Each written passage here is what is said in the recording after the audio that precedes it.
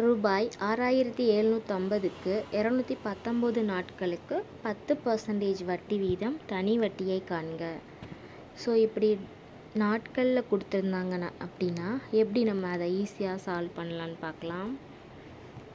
இதில் அசல் வந்து எவ்வளோ அப்படின்னா 6750 ரூபா.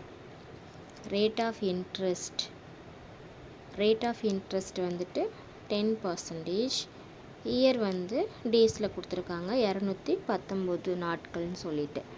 இந்த 219 நாட்களை வந்து இயராக கன்வெர்ட் பண்ணுறதுக்கு நம்ம வந்து 365ஆல் வந்து டிவைட் பண்ணணும். இந்த மாதிரி டேஸில் கொடுத்துருந்தாவே வந்துட்டு என்ன டேஸ் கொடுத்துருக்காங்களோ அதை 365ஆல் வந்துட்டு நம்ம வந்து டிவைட் பண்ணணும். அப்படி இதை டிவைட் பண்ணோம் அப்படின்னா 73ஆல் கேன்சல் பண்ணணும். இது வந்து 5 டைம்ஸ் கேன்சல் ஆகும், இது வந்து 3 டைம்ஸ் வந்து கேன்சல் ஆகும்.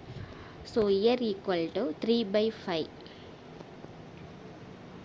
இயர் ஈக்குவல் டு 3/5 இயர்ஸ்க்கு வந்து நம்ம வந்து கண்டுபிடிக்கணும்.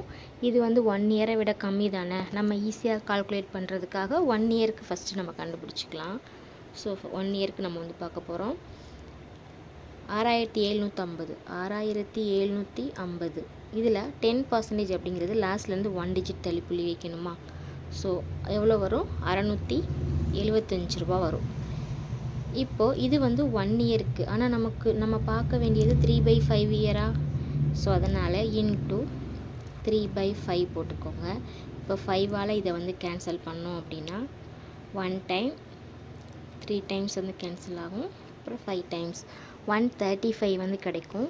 இந்த 135 இன்ட்டு 3 மல்டிப்ளை பண்ணோம் அப்படின்னா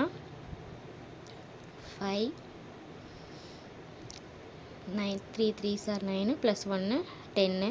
so 0 1 3s are 3 3 + 1 4. So answer என்னது? 405. Okay, thank you.